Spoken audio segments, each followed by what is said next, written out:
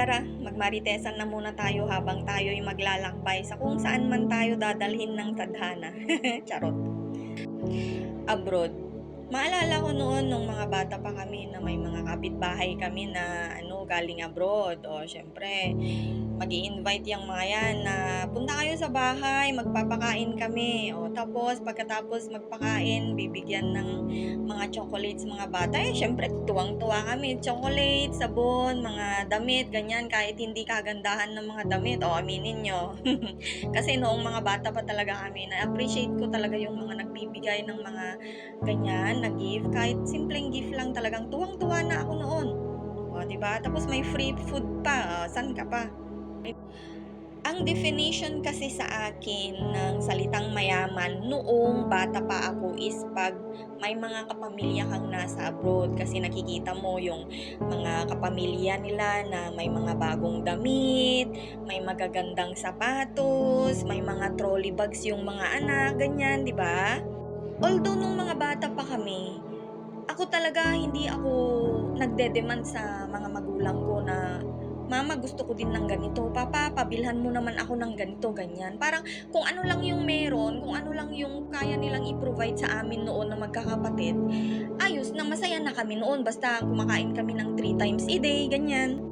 Although dumating yung point sa buhay namin na nung maliliit pa talaga kami, wala kaming isaing na kailangan pang mangutang sa kapitbahay para lang makakain kami, na kailangan namin paghati-hatian yung inutang ng mama ko na yun para lang magkasya, para lahat kami ay makakain.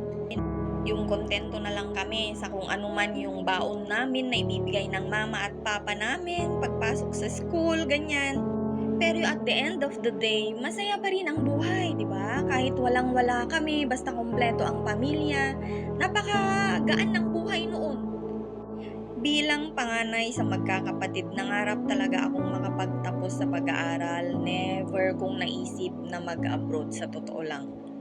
Pero masyadong mapagbiro ang tadhana. Unang sumabak sa pamilya namin sa abroad, Middle East, sa Kuwait, ang aking pangalawang kapatid. Sobrang struggle namin noon kasi yung panahon na yon na nag-abroad sa Middle East ang kapatid ko, may sakit ang ina namin. Kaya siya nag-abroad para makatulong financially at para makapag-ipon ng para sa edukasyon ng kanyang dalawang anak at para mabigyan ng magandang kinabukasan ba. Nani sa hinagap, hindi ko mawari na mararanasan niya yung sobrang hirap ng pagiging OFW, na dumating yung panahon na hindi siya pinapakain ng amo niya, na wala siyang rest, na laging pagod, ni wala kaming communication sa kanya. Buti na lang meron siyang kapitbahay noon na Pinay, na kababayan natin. Sa kanya kami kumukuha ng balita, kung ano na yung nangyayari sa kanya, etc. etc. Nasa kabila ng paghihirap niya sa ibang bansa, kinaya niya at tinapos niya ang kanyang kontrata. Sa kabila nun, pag-uwi niya ng Pilipinas, wasak na ang pamilya, walang ipon, kinakawawa yung mga anak kasi hindi na alagaan ng maayos.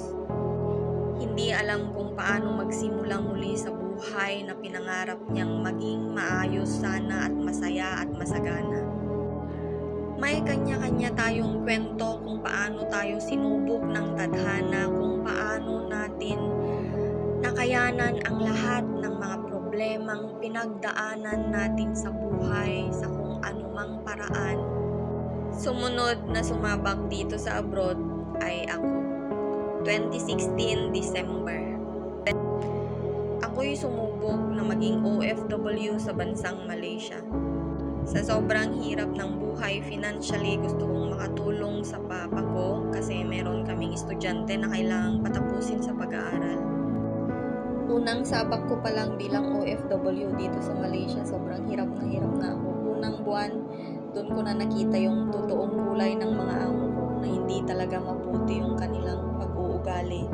Dumating yung point na gusto ko nang umuwi agad-agad kasi nahuhumsik ako, tapos at the same time sobrang hirap na hirap ako kasi ginugutom ako ng amo ko. Pero meron itong isang kaibigan na nagpapalakas sa kalooban ko lagi, na kahit ang dami kong pagkakamali na laging sinasabi ng amo ko sa kanya na hindi maayos yung trabaho ko, etc. etc.